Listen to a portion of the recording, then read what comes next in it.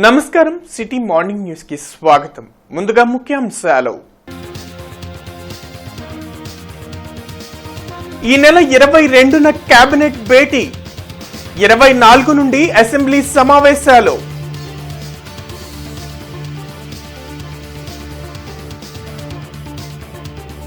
పోలవరం ప్రాజెక్టును సందర్శించిన CM Chandrababu project పనుల పురోగతిపై అధికారులతో సమీక్ష. జగన్ రాష్ట్రానికి శాపంలా మారారని మండిపాటు. గిరిజన మహిళా శిశు సంక్షేమ శాఖ మంత్రిగా బాధ్యతలు స్వీకరించిన గుమ్మడి సంధ్యారాణి హాస్టల్స్ లో ఏఎన్ఎంలను అందుబాటులో ఉంచనున్నట్లు వెల్లడి.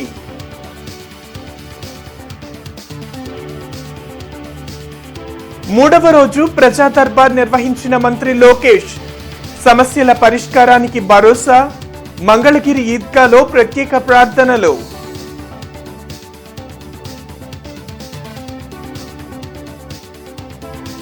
డిప్యూటీ సీఎం పవన్ కళ్యాణ్ కు సచివాలయంలో ఛాంబర్ కేటాయింపు, రేపు బాధ్యతల స్వీకారం.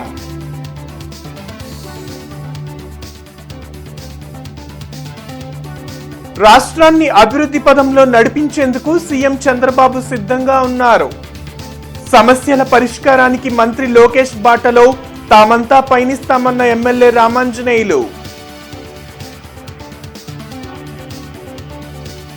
భక్తి శ్రద్ధలతో బక్రీద్ పర్వదిన వేడుకలు, ఈద్గాలు మసీద్లలో ముస్లిం సోదరుల ప్రత్యేక ప్రార్థనలు. శాసనసభ సమావేశాలు ఈ నెల 24న ప్రారంభం కానున్నాయి. అసెంబ్లీ సమావేశాలు 3 రోజుల పాటు జరిగే అవకాశం ఉంది. ఈ సందర్భంగా సభ్యుల ప్రమాణ స్వీకారం, సభాపతి, ఉపసభాపతి ఎన్నిక జరుగుతుంది. సభాపతిగా ఎమ్మెల్యే చింతకాయల అయ్యన్న పాత్రుడికి అవకాశం ఇవ్వాలని టీడీపీ అధిష్టానం నిర్ణయించింది. ఉపసభాపతి, చీఫ్ విప్ పై స్పష్టత రాలేదు. ఎన్నికైన వారిలో సీనియారిటీ పరంగా అయ్యన్న పాత్రుడు ముందు ఉంటారు. ఆయన సభాపతిగా ఎన్నికవుతున్న నేపథ్యంలో మరో సీనియర్ సభ్యుడైన బుచ్చయ్య చౌదరి ప్రోటెం స్పీకర్ గా వ్యవహరించే అవకాశం ఉంది. అసెంబ్లీ సమావేశాలకు ముందు ఈ నెల 22న సచివాలయంలో మంత్రివర్గ సమావేశం నిర్వహించనున్నారు. పోలవరం ప్రాజెక్టును ముఖ్యమంత్రి చంద్రబాబు సందర్శించారు. స్పిల్వే సహా వివిధ ప్రాంతాలను ఆయన పరిశీలించారు. గత 5 ఏళ్లుగా చేపట్టిన పనులను అధికారులు సీఎంకు వివరించారు. మంత్రి రామానాయుడు, ఇతర అధికారులు సీఎంతో ఉన్నారు.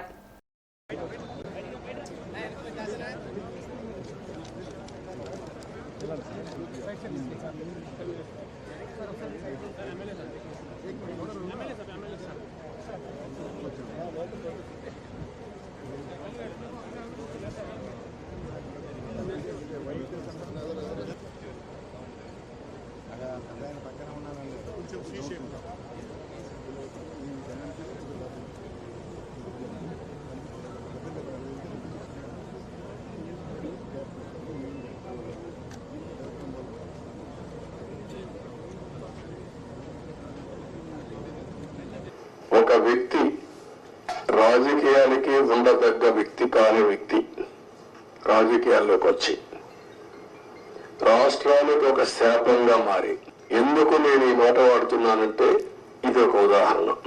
పోలవరం కేస్ స్టడీ, ఇలాంటి చాలా జరిగాయి. అతి పెద్ద తప్పు కాదు, తప్పు కంటే కూడా ఒక శాపంగా మార్చేశారు రాష్ట్రానికి. మామూలు కాదు ఇది, క్షమించరాని నేరం కూడా. ఒక చిన్న తప్పు చేసేది అనుకుంటాం. డయాఫామ్ వాల్ ఇక్కడుండే ప్రెస్ లో మీరు చాలా మంది ఉంటారు. నేను దగ్గర 30 సార్లు వచ్చే 31సారి ఈ ప్రాజెక్ట్ కి. నా మనసంతా ఈ ప్రాజెక్ట్ మీద ఉంటుంది. అందరికంటే ఎక్కువ బాధపడే వ్యక్తిని నేనే. నా కష్టాన్ని బూడిదలో పోసిన పన్నీరుగా చేశారు. ఉండవల్లిలోని తన నివాసంలో ప్రజా దర్బార్ను మంత్రి నారా లోకేష్ 3వ రోజు నిర్వహించారు. మంగళగిరి నియోజకవర్గ ప్రజలు తమ సమస్యలను ప్రజా దర్బార్లో మంత్రి లోకేష్ దృష్టికి తీసుకొచ్చారు. అంగన్వాడీలు, ఉపాధ్యాయులతో పాటు నిరుద్యోగులు, యువత వాళ్ళు ఎదుర్కొంటున్న సమస్యలను వివరించారు. తమ భూములను వైసీపీ శ్రేణులు బలవంతంగా లాక్కున్నాయని, తగు న్యాయం చేయాలంటూ పలువురు బాధితులు మంత్రి లోకేష్ కు ఫిర్యాదు చేశారు. సమస్యల పరిష్కారంకు తగు చర్యలు తీసుకుంటారని బాధితులకు తెలిపారు.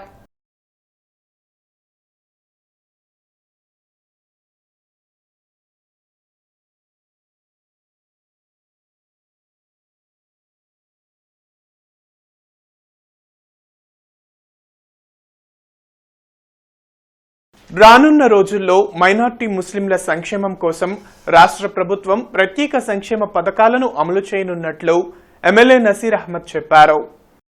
పాతగుంటూరు ఆంధ్ర ముస్లిం కళాశాలలో జరిగిన బక్రీద్ పండుగ ప్రత్యేక ప్రార్థనలో MLA Naseer Ahmed, Congress party working president Mastan Vali పాల్గొన్నారు. ప్రపంచవ్యాప్తంగా బక్రీద్ పండుగను పెద్ద ఎత్తున జరుపుకుంటున్నారన్నారు. త్యాగానికి సేవకు మారుపేరు బక్రీద్ పండుగ అని, బక్రీద్ పండుగ సందర్భంగా పేదలకు ఉపయోగపడే కార్యక్రమాలను చేపట్టి వారి అభివృద్ధికి కృషి చేస్తామన్నారు. పండుగ జరుపుకునేలా సహకరించిన ప్రతి ఒక్కరికి ఈ సందర్భంగా కృతజ్ఞతలు తెలిపారు.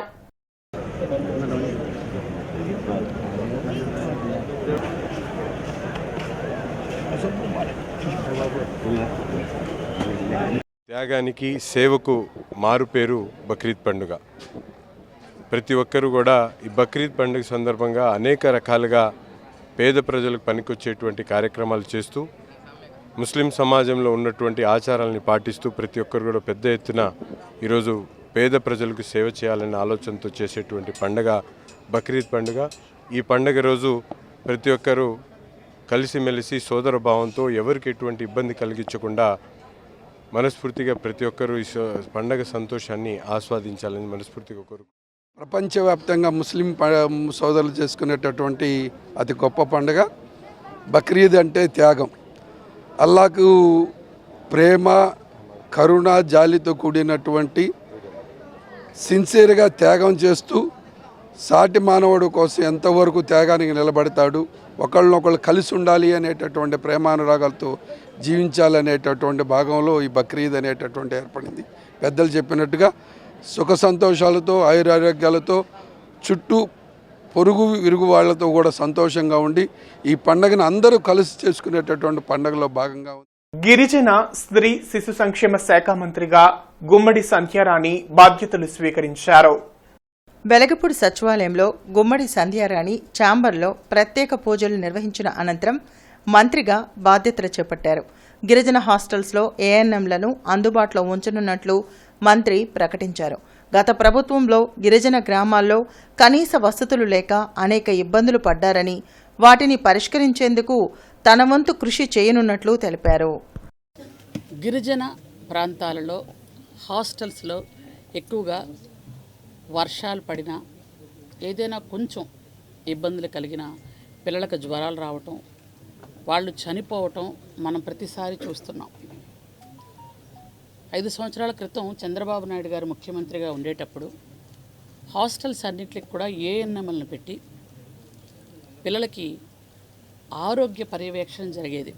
అలాగే మంత్లీ వన్స్ డాక్టర్లు కూడా వచ్చి చెకప్ చేసేవాళ్ళు. ఇది అప్పటి పరిస్థితి.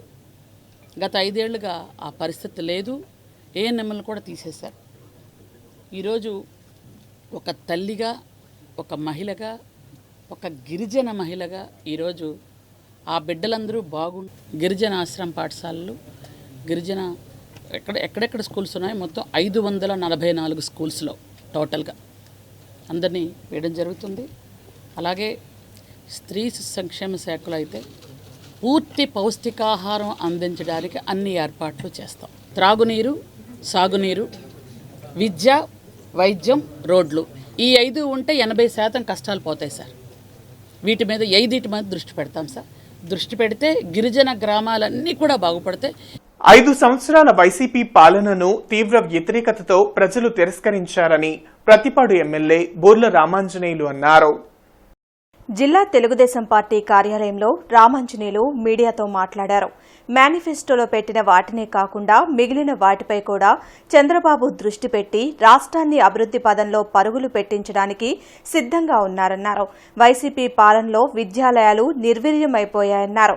ల్యాండ్ టైటిలింగ్ యాక్టుతో రైతాంగాన్ని నాశనం చేసేందుకు ప్రణాళిక సిద్ధం చేసిన వైసీపీని ప్రజలు తరిమికొట్టారన్నారు. అధికారంలోకి వచ్చిన వెంటనే చంద్రబాబు పెన్షన్ పెంపు, అన్నా క్యాంటీన్ ఏర్పాటు, DSC notification, land titling act రద్దు, స్కిల్ డెవలప్మెంట్ పై సంతకం చేయటంపై ప్రజల్లో హర్షం వ్యక్తమవుతుందన్నారు. సోమవారం పోలవరం రోజుగా మార్చి ప్రాజెక్టు పనులను చంద్రబాబు పూర్తి చేసేలా కృషి చేస్తున్నారన్నారు. ప్రజా సమస్యల పరిష్కారానికి మంత్రి లోకేష్ బాటలో నడిచేందుకు తామంతా సిద్ధంగా ఉన్నామన్నారు. తాను 16 నెలలు జైల్లో ఉన్నాడు. దాని మీద అనేక కేసులు ఉన్నాయి. చంద్రబాబు నాయుడు గారి మీద మచ్చలేని మహారాజుగా రాజకీయాలు వెళ్తున్నాడు. కాబట్టి ఆయన మీద ఏదో ఒక మచ్చ వేయాలని చేసినటువంటి దురుద్దేశంతో చేసినటువంటి ప్రక్రియ తప్ప చంద్రబాబు నాయుడు గారు ఎటువంటి పరిస్థితుల్లో తప్పు చేయబోరు. ఇప్పుడు కూడా మేము స్కిల్ డెవలప్మెంట్లు మళ్ళా ప్రతి నియోజకవర్గంలో స్థాయిలో స్థాపించాలనేసి బాబు గారు చెప్పారు. కాబట్టి ఇప్పుడు కాలేజీల్లో ఐడెంటిఫికేషన్ జరుగుతుంది. బాగా మంచి కాలేజీలు ఉన్నటువంటి గ్రేడింగ్ ఉన్నటువంటి కాలేజీల్లో స్కిల్ డెవలప్మెంట్ సెంటర్లు ఓపెన్ చేసి స్థానికంగా ఉన్నటువంటి యువతకు స్కిల్ డెవలప్మెంట్ ద్వారా వాళ్ళ నైపుణ్యాన్ని పెంచి వాళ్ళకు ఉపాధి ఇవ్వడం అనేటువంటి జరుగుతుంది. ఈ వైసీపీ తాటాకు చప్పుడులకి భయపడి యువతకు మేము అన్యాయం చేయదలుచుకోలేదు. వాళ్ళ విమర్శలకి మేము సమాధానం చెప్పగలిగిన స్థాయి మాకుంది. మేము ఏ తప్పు చేయము కాబట్టి ఖచ్చితంగా 20 లక్షల మందికి ఉద్యోగాలు ఇప్పించే విషయంలో స్కిల్ డెవలప్మెంట్ ముందుకు తీసుకెళ్తాం. స్వార్థం, అసూయ, రాగద్వేషాలను విడిచిపెట్టి మానవుల్లో త్యాగ నిరతిని వ్యాపింపచేయటమే బక్రీద్ పండుగ ముఖ్య ఉద్దేశమని సీఎం చంద్రబాబు అన్నారు. అన్ని గుణాల కన్నా దానగుణమే ఉత్తమం అన్నది బక్రీద్ సారాంశమని, పండగ సందర్భంగా కుర్బానీ ద్వారా పేదలకు ఆహారం వితరణగా ఇస్తారన్నారు. హజ్రత్ ఇబ్రహీం త్యాగ నిరతిని స్మరించుకుంటూ బక్రీద్ పండుగను భక్తి శ్రద్ధలతో జరుపుకుంటున్న ముస్లింలకు శుభాకాంక్షలు తెలిపారు. బక్రీద్ పండుగను స్ఫూర్తిగా తీసుకుని సమైక్యతను, సమానత్వాన్ని సాధిద్దామని సీఎం పిలుపునిచ్చారు. రేపు డిప్యూటీ సీఎం పవన్ కళ్యాణ్ బాధ్యతలను చేపట్టనున్నారు. వెలగపూడి సచివాలయంలోని 2వ బ్లాక్లోని 212 ఛాంబర్ను పవన్ కళ్యాణ్కు కేటాయించారు. అలాగే మంత్రులు నాదెండ్ల మనోహర్, కందుల దుర్గేష్లకు ఇదే బ్లాకుల్లో ఛాంబర్లు కేటాయించారు. మంగళగిరిలోని ఈద్గాలో బక్రీద్ సందర్భంగా నిర్వహించిన ప్రత్యేక ప్రార్థనల్లో మంత్రి నారా లోకేష్ పాల్గొన్నారు. ఈ సందర్భంగా నారా లోకేష్ ముస్లిం సోదరులకు బక్రీద్ శుభాకాంక్షలు తెలిపారు. ఇస్లాంలో త్యాగం, దానగుణాలకు ప్రత్యేక స్థానం ఉందన్నారు. బక్రీద్ పర్వదిన వేడుకలు గుంటూరులో ఘనంగా జరిగాయి. ఈ సందర్భంగా ఈద్గాల వద్ద ముస్లింలు ప్రత్యేక ప్రార్థనలు జరిపారు. త్యాగాలకు ప్రతీక బక్రీద్ అని పలువురు ప్రముఖులు తెలిపారు. బక్రీద్ పర్వదిన వేడుకలు సోమవారం నగరంలో ఉత్సాహంగా జరిగాయి. నగరం పాలనలోని ఈద్గా వద్ద నిర్వహించిన ప్రార్థనలో ముస్లిం సోదరులు పాల్గొన్నారు. ఈ సందర్భంగా బక్రీద్ విశిష్టతను ముస్లిం మత ప్రబోధకులు వివరించారు.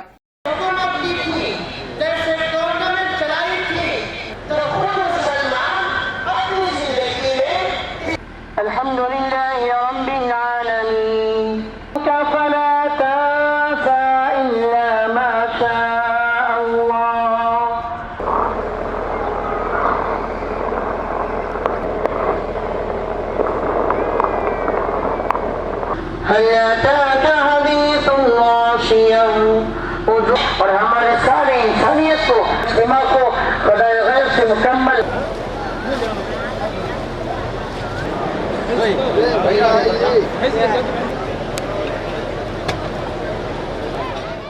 కేంద్రం రాష్ట్రంలో నియమించబడిన ఓబీసీ మంత్రులు ఓబీసీ వర్గాల సాధికారత కోసం కృషి చేయాలని అఖిల భారత ఓబీసీ సంక్షేమ సంఘం అధ్యక్షులు అంగిరేకుల వరప్రసాద్ యాదవ్ అన్నారు. యువజన విభాగం కన్వీనర్ గా ఎన్నికైన ఉడతా పవన్ కుమార్ ను బృందావన గార్డెన్స్ లో వరప్రసాద్ యాదవ్ అభినందించారు. రాష్ట్రంలో నూతనంగా అధికారంలోకి వచ్చిన కూటమి ప్రభుత్వంలో ఓబీసీలకు 34% రిజర్వేషన్ కల్పించడంతో పాటు కేంద్రంలో 27 ఓబీసీలకు కేంద్ర మంత్రి పదవులు ఇవ్వడంపై ఆయన హర్షం వ్యక్తం చేశారు. రాష్ట్రంలో రాజకీయ పార్టీలు కక్ష సాధింపు చర్యలకు దూరంగా ఉండాలని కోరారు. రాష్ట్ర అభివృద్ధి లక్ష్యంగా విధానపరమైన నిర్ణయాలు తీసుకోవాలని కోరారు. కార్యక్రమంలో సత్యం సింగ్, పూర్ణచంద్రరావు, రమేష్ నాయుడు తదితరులు పాల్గొన్నారు. బీసీలకి 34% ప్రాధాన్యత కల్పించడం పట్ల అఖిల భారత ఓబీసీ సంక్షేమ సంఘం హర్షం వ్యక్తం చేస్తూ గౌరవ ముఖ్యమంత్రి నారా చంద్రబాబు నాయుడు గారికి ధన్యవాదాలు తెలియజేస్తా ఉన్నాం. అదేవిధంగా కేంద్ర ప్రభుత్వంలో ఓబీసీలకి 27 కేంద్ర మంత్రి పదవులు కేటాయించినటువంటి ప్రధానమంత్రి నరేంద్ర మోడీ గారికి కూడా ఈ సందర్భంగా కృతజ్ఞతలు, ధన్యవాదాలు తెలియజేస్తా ఉన్నాం. ఏదైతే కేంద్ర రాష్ట్ర ప్రభుత్వాల్లో ఏర్పడినటువంటి ప్రభుత్వాల్లో బీసీ మంత్రులుగా ఉన్నటువంటి వివిధ కీలకమైనటువంటి పోర్ట్ఫోలియోల్లో బాధ్యతలు నిర్వహిస్తున్నటువంటి మంత్రుల మీద గురుతరమైనటువంటి బాధ్యత ఉంది. ఈ సమాజంలో అసమానతలకి వివక్షతకు గురైనటువంటి ఓబీసీ వర్గాల యొక్క సాధికారత కోసం కేంద్రంలో రాష్ట్రంలో బీసీ మంత్రులు చిత్తశుద్ధితో కృషి చేయాలని ఈ సందర్భంగా వారికి అభినందనలు తెలియజేస్తూ, బీసీలతో పాటు ఆంధ్రప్రదేశ్ రాష్ట్రంలో ఉన్న యువత, ఉపాధి, అలాగే యువతకున్న సమస్యలు, వీటి మీద ఒక కమిటీని వేయాలని, అలాగే ఒక యూత్ పాలసీని తీసుకురావాలని ముఖ్యమంత్రి గారికి విజ్ఞప్తి చేయాలనుకుంటున్నాము. యువతలో ఉన్న సమస్యలు, వాళ్ళ ప్రాబ్లమ్స్, వాళ్ళ స్థితిగతులు అన్నిటి మీద ఒక సమగ్ర నివేదికను రూపొందించి దాన్ని ఈ రాష్ట్ర ప్రభుత్వానికి అందించి వాటి మీద ఎటువంటి నిర్ణయాలు తీసుకుంటారు, అలానే యూత్ పాలసీలో ఎటువంటి అంశాలను చేరుస్తారు అనే దాని మీద డిస్కస్ చేసి. మాజీ సీఎం జగన్మోహన్ రెడ్డి ప్రజాధనాన్ని లూటీ చేశారని బ్రాహ్మణ చైతన్య వేదిక రాష్ట్ర అధ్యక్షులు సిరిపురపు శ్రీధర్ ఆరోపించారు.